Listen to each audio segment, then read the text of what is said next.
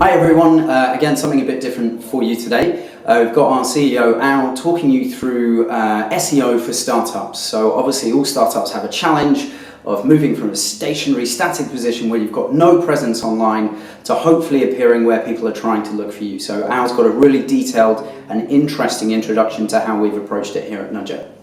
Hi everyone, I'm Al, one of the co-founders of Nudgr, and I'm going to talk to you today about our SEO strategy. So we've got 3 pillars behind me, and the most important first step is to get your structure and your tech in the right place. So although you're starting from afresh with a new business and that has its challenges, you can also make some really good decisions around how you structure your site and the tech that sits behind it. So picking the right framework is really important. Some are SEO friendly, some aren't. We went with Bootstrap, which was great, super clean, really easy for us to use. There are other frameworks that might make it more difficult to get good search rankings, and that's worth bearing in mind. And then next is the URL structure. So the URL structure is really important because it helps Google understand what is the content of this page, what should I rank it for, how important is it. And when you're starting from afresh, you can create a brand new SEO-friendly URL structure. And if you're targeting a term like we are, for example, exit intent, you can create a page that's /exit_intent. That's great for Google, but it also is great for the user because when they see that search result, they're going to see something that has the words they're searching for in it, which is really positive. And then speed's really important too. Now Google has said historically that speed is part of their algorithm, so sites that are super fast should expect to rank better than sites that are extremely slow. And you can see that in evidence from the tools they've built that are really focused on getting site owners to make really fast websites. So there's lots of things you can do around speed. Firstly, deploying a content delivery network is a really good way of speeding up asset loading. Also, making sure that the page is as small as it can be and the elements within it are optimized. So you can minify the page to cut out white space, you can reduce the size of images, and especially if you're drawing in lots of assets like CSS files or JS, combining them together, minifying them is really useful. And lastly, it's also good if you're drawing in assets like say jQuery or Bootstrap, use someone else's CDN. Even if you've got your own CDN, drawing assets from someone else's network, Google have a really good infrastructure, you can often use JS in via that. That's a great way to speed up the load time and also the site. And of course we use lots of different tools to measure our effectiveness at SEO and also see where we're at in terms of rankings. So Webmaster Tools, very traditional. It's changed a little bit recently. It gives you lots of good information on the links coming into the site, potential issues with the pages. And it's a great way to keep track of where you're at, but also what do we need to fix to make things better. Google PageSpeed changed a lot. Some people hate it. It can give you some kind of wacky advice on what you need to improve on the site, but it can also give you some really good advice.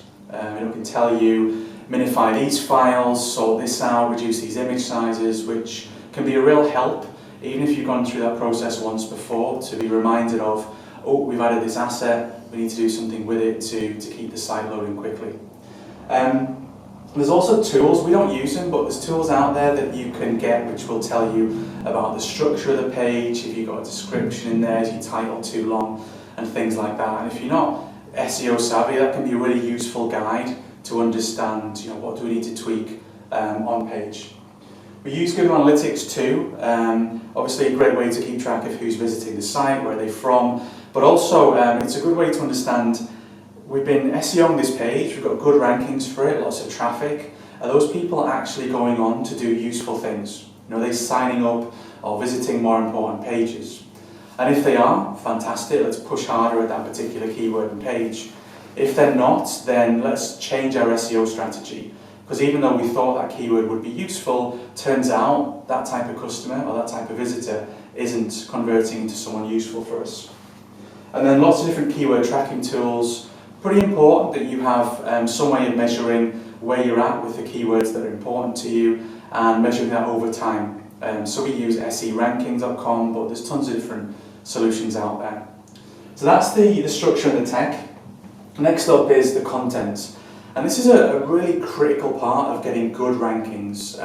There are lots of examples of sites where it's 1 or 2 pages and they've got good rankings, but that's involved such an effort on other parts of SEO that it becomes almost impossible for a startup. So the key to good rankings is having a site that has a good volume of content, and a critical part of getting a good volume for a startup is making it easy to add new content. So you want a site where there's new pages, new blogs being added every single week, and Google is seeing a site where the owners are really passionate about a subject and adding more and more useful information every single day.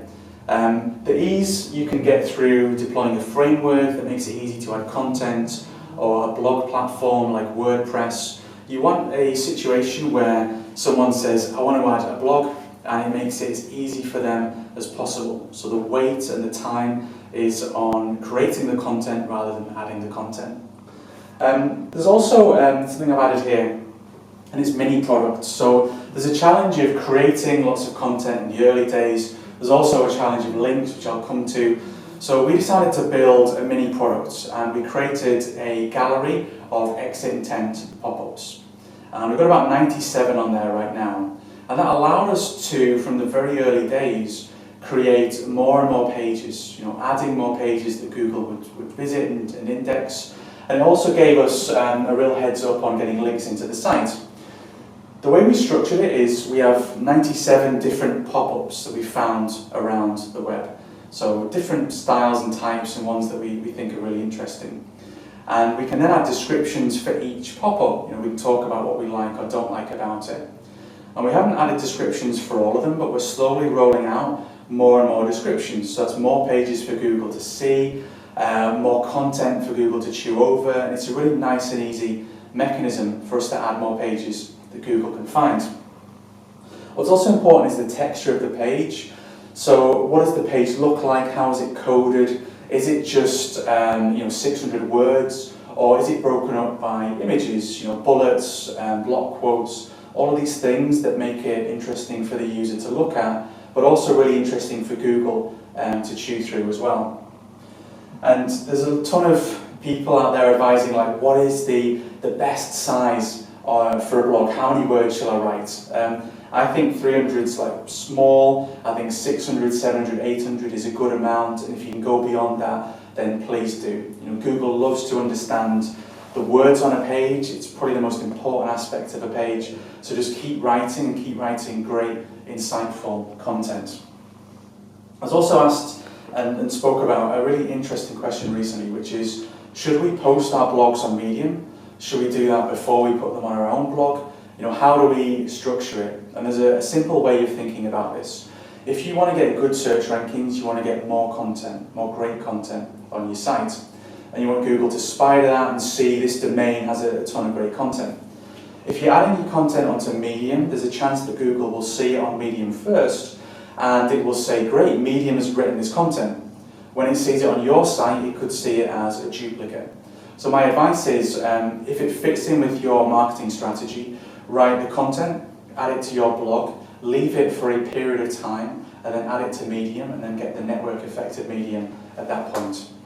That period of time is effectively a little bit after Google spiders it. So if you've just launched a site, Google might not visit your site that often. You want to be looking in the index, using site colon in the Google search, and seeing the point at which Google has spidered and indexed that page. Leave it for a short time, maybe it's a day, and then go and pop it into Medium. That's a really safe way of doing it. As Google spiders your site more regularly, you can then start to reduce that time between writing, adding to your blog, and then posting on Medium. And lastly, focus. So you're going to have a page on your site that you believe is the strongest candidate to get good rankings for a particular term. So we've got the page exit_intent. We really want that to show up for the search results when people search for exit intent. And of course, we're going to create a ton of other content on the periphery. So lots of blogs that talk about exit intent or similar subjects. It's be a good webmaster and a good business owner by making sure that those blogs on the periphery that mention exit intent also have links into the main page, the primary page. And that's good as a webmaster or a business owner, because you want people to be on a journey within your site. If they're interested in that topic, take them to the page that has the most information on it. But it's really, really useful for Google. If you have a primary page and 10 or 15 pages that sit on the periphery, linking them back to that primary page tells Google this is the key resource on this site for this particular topic. So we've covered two of the really important pillars. Let's talk about links. Links are super important. You know, the way that Google stood out at the start was they used links as a mechanism to determine which pages were more important. More links, more better links, the higher up you get in the rankings. But it can be really hard to get links as a startup. So this is our approach. There are lots of different ways of doing it. The only thing I caveat this with is don't pay for links. Don't enter relationships where money has changed hand for links. You know, you could accelerate your growth, but you could also really hit a problem with growth when you get your rankings lowered or possibly banned from Google. So the first thing we did was we're part of lots of different communities. It's great to post your content on those communities, and there's lots of other things you can do as well in them. That gets you a link back to your site. That can be a very useful way of telling Google that this domain exists and it has some intrinsic value. We also had a ton of links coming in from our mini product, our gallery.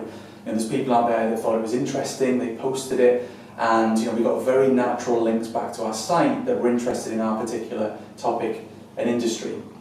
And what's interesting about both of those is that people can link back to your site, and they can put a nofollow tag in there. And what they're saying to Google is, this is an interesting link for people that visit my site. I don't want you, Google, to follow it and pass on weight to this particular domain. And what's interesting about nofollow is, even though it's theoretically a binary follow or do not follow, pass weight, do not pass weight, you see a lot of leakage, and Google does take some value forwards. We've seen lots of nofollow links to our site showing up in Webmaster Tools as a link that goes back to Nudgr.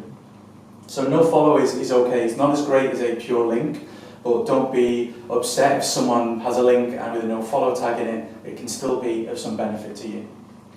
Also citations, so just a mention of your brand can be useful. Ideally you get a link, but if you don't get that, someone just talking about your brand name, that can still be really positive.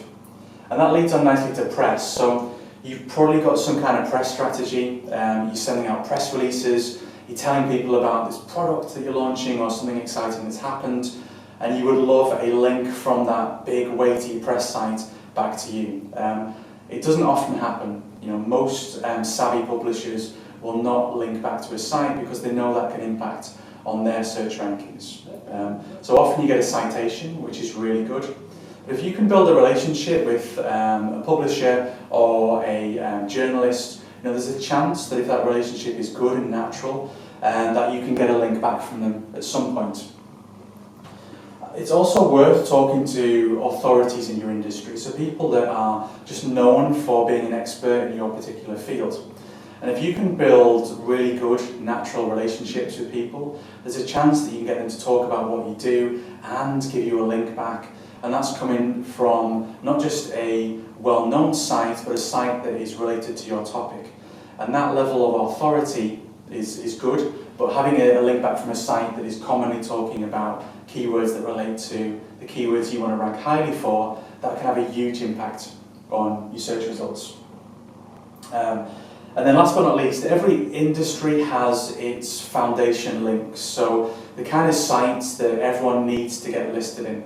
And startups are no different. So, getting a link from Product Hunt, Beta List, Crunchbase, there's a ton of sites out there where with a little bit of effort you can get a link back to you. And this was one of the first things we did with Nudgr. I felt it was a critical part of our foundation. It wouldn't necessarily boost us. It was just saying to Google, this site is on par with other sites in our industry, and that would help us accelerate getting good rankings. So that's been a whistle-stop tour of my thoughts on SEO, our SEO strategy, and what we've done with Nudgr. Would love to answer any questions you've got over Twitter. Feel free to drop me a message. So separate to that, glad you made it this far. I hope you found that video super interesting. Today's been a fantastic week. I was just in Paris where Formissimo and Nudgr were awarded as one of the 90 most promising startups in the world by Publicis 90. So it was a fantastic ceremony there, and we were delighted to actually be in the top 10 of those startups. So, woohoo! Anyway, see you next week.